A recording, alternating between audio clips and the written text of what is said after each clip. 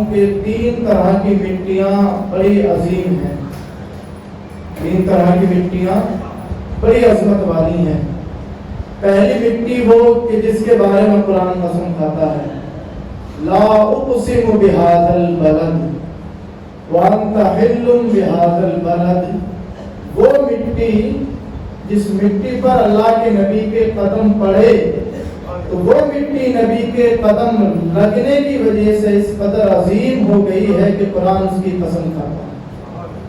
اے محبوب، لا اقسم بہذا البلد، میں قسم کھاتا ہوں شہر مکہ کی، اور آگے وجہ بھی بیان کی قرآن نے کہ میں شہر مکہ کی قسم کیوں کھاتا ہوں، اس لیے کہ وانت حل بہذا البلد، اس شہر مکہ کے اندر تو جو رہتا ہے۔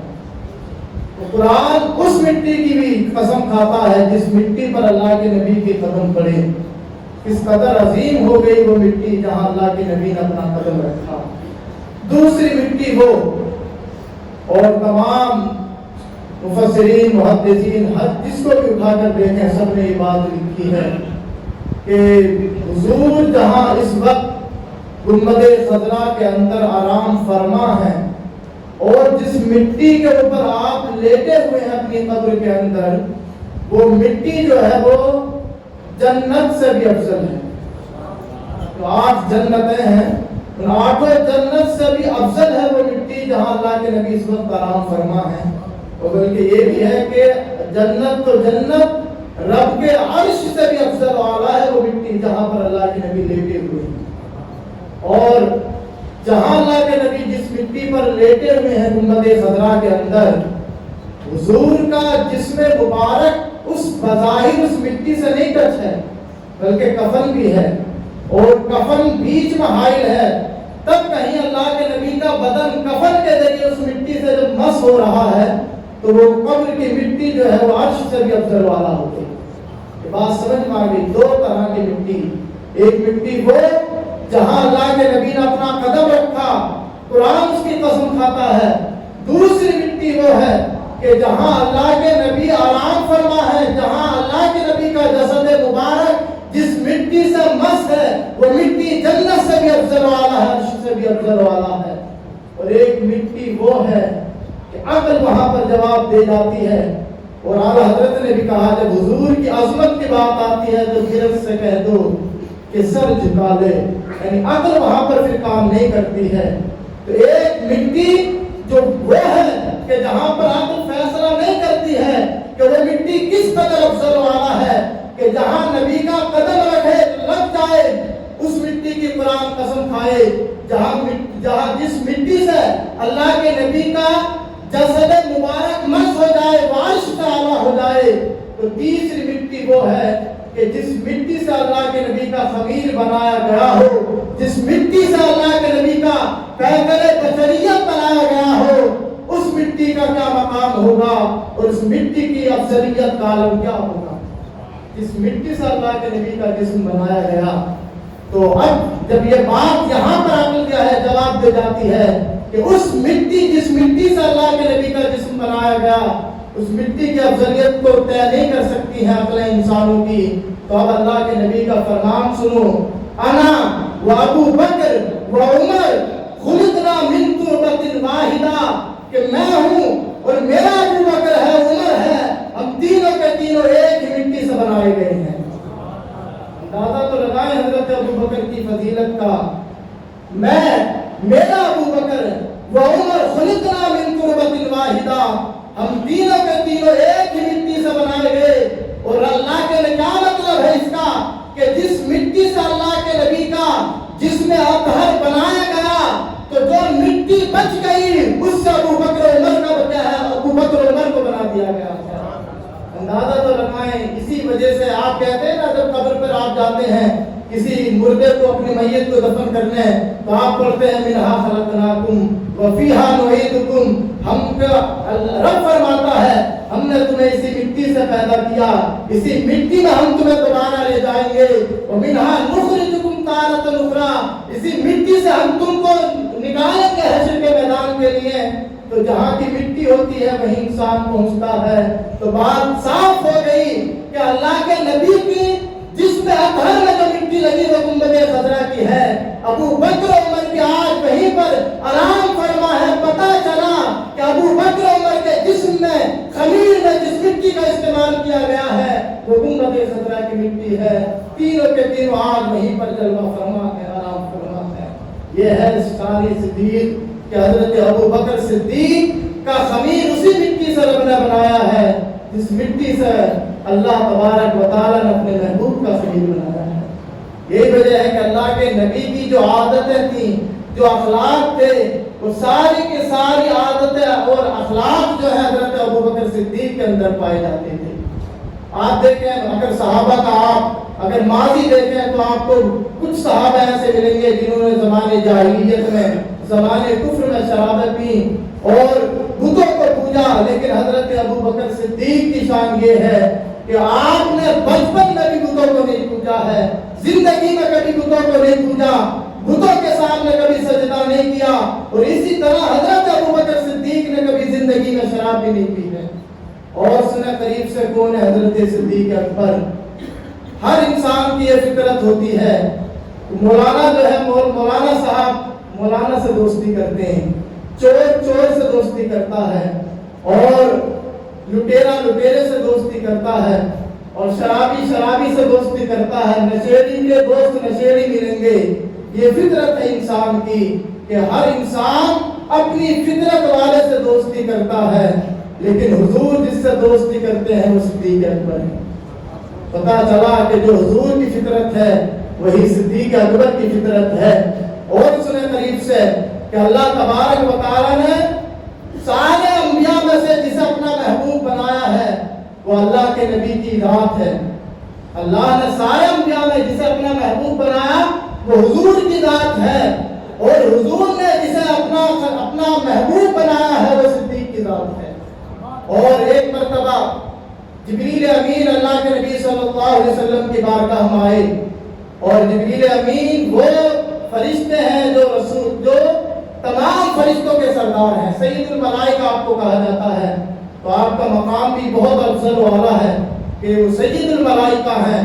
لیکن حضور کی بارگاہ میں جب جبریل امین آتے تو حضور کی بارگاہ میں صحابہ آتے جاتے رہتے تھے, جبریل امین بیٹھے رہتے تھے, کیونکہ جبریل امین سے حضور کو نظر آتے تھے. لیکن ہاں سارے صحابہ عمر آ رہے ہیں تو جبریل بیٹھے ہوئے ہیں, عثمان آتے حضور کی بارگاہ میں جبریل بیٹھے رہتے, حضرت علی آتے تو جبریل بیٹھے رہتے. اسی طرح جو بھی صحابی حضور کی بارگاہ میں آتا تو جبریل امین بیٹھے رہتے, لیکن جب صدیق اکبر حضور کی بارگاہ میں آتے تو جبریل امین کھڑے ہو کر ان کا استقبال کیا کرتے. یہ ہے صدیق اکبر. اور ایک مرتبہ اللہ کے نبی کی بارگاہ میں جبریل امین آئے ہوئے تھے, اور حضرت ابو بکر صدیق مسجد نبوی کے جب دروازے سے گزرے تو پورا جبریل امین حضرت صدیق اکبر کو دیکھ نہیں سکے تھے, تیزی کے ساتھ دروازے سے گزر گئے. لیکن جبریل امین کی نگاہ جب صدیق اکبر پر پڑی تو اللہ کے نبی کی بارگاہ میں جبریل امین کیا عرض کرتے ہیں, یا رسول اللہ, کیا ابو قحافہ کے بیٹے صدیق گزر کے گئے ہیں تیزی کے ساتھ؟ تو اللہ کے نبی نے تعجب سے پوچھا, اے صدیق, اے جبریل, کیا تم میرے صدیق کو جانتے ہو؟ تو جبریل امین عرض کرتے, یا رسول اللہ, اتنا تو زمین والے بھی ابو بکر کو نہیں جانتے ہیں جتنا آسمان والے ابو بکر صدیق کو جانتے ہیں. کون ہے یہ صدیق اکبر کہ جن کے چرچے جو ہے آسمانوں میں بھی ہو رہے ہیں؟ اسی لیے اللہ تبارک و تعالیٰ نے آسمانوں میں ابو بکر کا نام جو ہے صدیق رکھا ہے. آسمانوں میں فرشتوں میں جو نام مشہور ہے حضرت ابو بکر کا وہ صدیق ہے کہ رب تبارک و تعالیٰ نے اپنے محبوب کے محبوب کا نام آسمانوں میں صدیق رکھا. اور خود حضرت ابو بکر صدیق رضی اللہ تعالیٰ عنہ کی والدہ فرماتی ہیں, اور ان کے باپ حضرت ابو بکر صدیق کے باپ حضرت ابو قحافہ, وہ بچپن میں جیسا ہوتا نا ہم بھی اپنے بچوں کو مسجد لے کر آتے ہیں تاکہ نماز پڑھنا سیکھ جائیں, ان کے دلوں میں خوف خدا پیدا ہو جائے. ہر باپ کی کوشش ہوتی ہے میرا بیٹا نمازی بن جائے, مسجد لاتا ہے. ایسے ہی پہلے زمانے میں ہوتا تھا کہ باپ اپنے چھوٹے چھوٹے بچوں کو اپنے دودھ کھانا لے کر جایا کرتے تھے تاکہ بچپن ہی سے بتوں کی معرفت ہماری اولاد کو حاصل ہو جائے. تو حضرت ابو بکر صدیق ابھی بچپن کا عالم تھا, بچے تھے ابھی چھوٹے سے, تو آپ کے والد ابو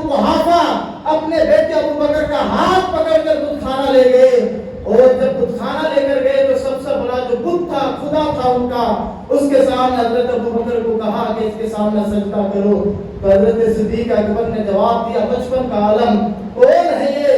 तो हजरत अबू बकर सिद्दीक के बाप ने कहा, ये तुम्हारा माबूद है। तो कहा हजरत अबू बकर ने, माबूद कौन होता है? कहा, आपके वालिद ने माबूद वो होता है जो खाना खिलाता है, कपड़े पहनाता है, बीमार हो जाए तो शिफा देता है। तो हजरत अबू बकर सिद्दीक ने कहा, अच्छा, माबूद वो होता है जो खाना खिलाए, कपड़ा पहनाए और बीमारों को शिफा दे। तो हजरत अबू बकर सामने बचपन का आलम है, बाप बराबर में मौजूद है, जो बुत खाने में सबसे बड़ा बुत था, उसके सामने खड़े होकर कहते हैं, अगर तू वाकई माबूद है, तेरे अंदर अगर खाना खिलाने की ताकत है, तो मैं भूखा हूँ, मुझे खाना खिला, मैं नंगा हूँ, मुझे कपड़ा पहना, मैं बीमार हूँ, मुझे शिफा अता फरमा। बुत कोई भी जवाब नहीं दे रहा था। तो हजरत अबू बकर सिद्दीक ने जो पास में पत्थरों के बुत थे, एक पत्थर उठाया, हजरत अबू बकर ने जो सबसे बड़ा बुत था उसकी जो नाक पर मारा है, तो नाक टूट कर उसकी अलग गिर गई और बाप जलाल में आ गया अबू कुहाफा, और अब उसी वक्त अपने बेटे को थप्पड़ रसीद किया कि तेरी हिम्मत कैसे हुई, तूने हमारे माबूद की नाक तोड़ दी। तो कैसे न तोड़ते, जो बेजान बुत हो, तो जो अपने आप को पत्थर से न बचा सकता हो, वो अपने क्या पुजारियों को कैसे, अपने मानने वालों को कैसे क्या अजाब से बचा सकता है।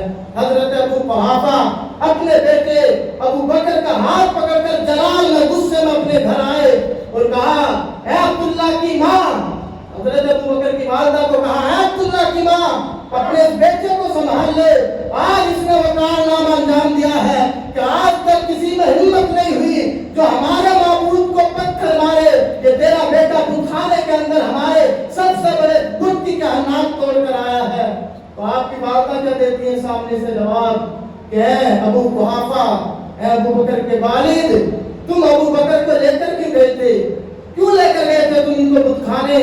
अरे ये तो अभी बड़ा हो गया है, जब मैं हमल से थी, जब ये मेरे पेट में थे, तो जब तक ये मेरे पेट में रहे, मैं जब भी बुत खाना गई और बुत के सामने मैंने जब भी कोशिश की कि बुत को सजदा करूं, ये जब तक मेरे पेट में रहा, इसने मुझे बुतों के सामने झुकने नहीं दिया है। अंदर से कचोटे लगा देते, अकड़ जाते और कहती आपकी वालिदा कि जब ये पेट में था तो इसने मुझे बुतों के सामने झुकने नहीं दिया, अब तो ये बड़ा हो गया है, अब बुत के सामने ये कैसे झुक सकता है? अरे सुनो अबू कुहाफा, ये तुम्हारा बेटा कोई मामूली बेटा नहीं है। जब इसकी विलादत का वक्त करीब आया तो मुझे क्या है, अंबिया ने क्या है बशारत दी है, और क्या बशारत दी, मुझे अल्लाह की तरफ से ये बशारत आई है कि अबू बकर की अब्दुल्ला की वालिदा, तुझे मुबारक हो, तुझे मालूम नहीं है कि तेरे घर में कौन पैदा होने वाला है, तेरे घर में जो बच्चा पैदा होने वाला है वो जो है, अब उसका नाम हमने आसमानों में सिद्दीक रखा है। तेरे घर में जो बच्चा पैदा होगा उसे हमने अपने यार का महबूब बनाया है, वो जहां भी रहेगा मेरे महबूब का दोस्त बनकर रहेगा। शान है हजरत सिद्दीक अकबर की। और सुने करीब से, अल्लाह के नबी सल्लल्लाहु अलैहि वसल्लम ने एक हदीस के अंदर इरशाद फरमाया कि सिद्दीक अकबर की शान ये है कि अल्लाह तबारक व तआला की बारगाह में जब जिब्रील अमीन हाजिर हुए तो जिब्रील अमीन ने दिखाया, या रसूल अल्लाह, ये वो जन्नत का दरवाजा है जहां से आपकी उम्मत क्या है इस दरवाजे से गुजर कर जन्नत में चली जाएगी। अल्लाह के नबी को जिब्रील अमीन ने दिखाया कि या रसूल अल्लाह, मिराज की रात ये वो दरवाजा है जहां से आपकी उम्मत क्या है जन्नत में दाखिल होगी। लेकिन या रसूल अल्लाह, आज अल्लाह के नबी इरशाद फरमाते हैं हजरत अबू बकर के बारे में कि जब मेरी सारी उम्मत जब जन्नत में चली जाएगी, अपने अपने महलों में मेरे सारे उम्मती जो जन्नती होंगे अपने अपने महलों में जब आराम फरमा होंगे, एक शख्स ऐसा होगा कि हर जन्नती चाहेगा और सारे जन्नती क्या आवाज लगाएंगे उस शख्स के बारे में कि तू हमारे महल में आकर एक तो लम्हे के लिए मेहमान बन जा। कौन है वो शख्स कि जिसे सारे जन्नती अपना मेहमान बनाना चाहेंगे? तो अल्लाह के नबी फरमाते हैं वो कोई और नहीं है, मेरा अबू बकर है। हर जन्नती ख्वाहिश करेगा कि अबू बकर तुम मेरे महल में आ जाओ और मेरे महल में आकर मेहमानी की क्या मुझे थोड़ी सी इजाजत दे दो, मैं आपके मेहमान नवाजी कर सकूं। तो जिसे सारे जन्नती पुकारेंगे वो अबू बकर है। और एक مقام پر اللہ کے نبی ارشاد فرماتے ہیں حضرت ابو بکر صدیق کے بارے میں، اللہ کے نبی ارشاد فرماتے ہیں 8 جنتیں ہیں، اور 8 جنتوں سے جب جنتی داخل ہوں گے، ایک دروازہ وہ ہے کہ نماز پڑھنے والے اس دروازے سے جنت میں داخل ہو جائیں گے، ایک دروازہ وہ ہے کہ روزے رکھنے والے جو ہے اس دروازے سے چلے جائیں گے۔ اللہ کے نبی صحابہ میں یہ ساری حدیث بیان فرما رہے تھے، اور ایک دروازہ وہ ہوگا کہ جہاں پر مسکینوں کو، فقیروں کو کھانا کھلانے والے اس دروازے سے داخل ہو جائیں گے۔ غرض یہ کہ 8 دروازوں سے جب 8 طرح کے اوصاف والے لوگ داخل ہو جائیں گے تو ایک صحابی عرض کرتے ہیں یا رسول اللہ، کیا آپ کا کوئی ایسا امتی بھی ہوگا کہ جسے 8 جنتوں سے کیا داخل کیا جائے گا؟ تو اللہ کے نبی فرماتے ہیں ہاں، وہ صرف ابو بکر ہیں کہ سارے امتی جو ہیں وہ جنت کے طلبگار ہیں، ہمیں جنت مل جائے، جنت جس کی طلبگار ہے وہ ابو بکر ہیں۔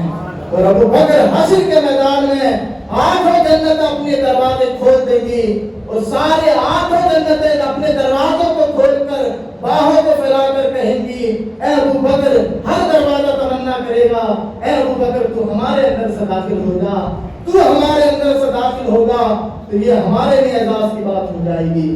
یہ ہے صدیق اکبر کہ جنہیں ہم سب جنت کے مشتاق ہیں، جنت مل جائے، اور جو جنت جن کے مشتاق ہیں وہ حضرت ابو بکر صدیق کی ذات ہے۔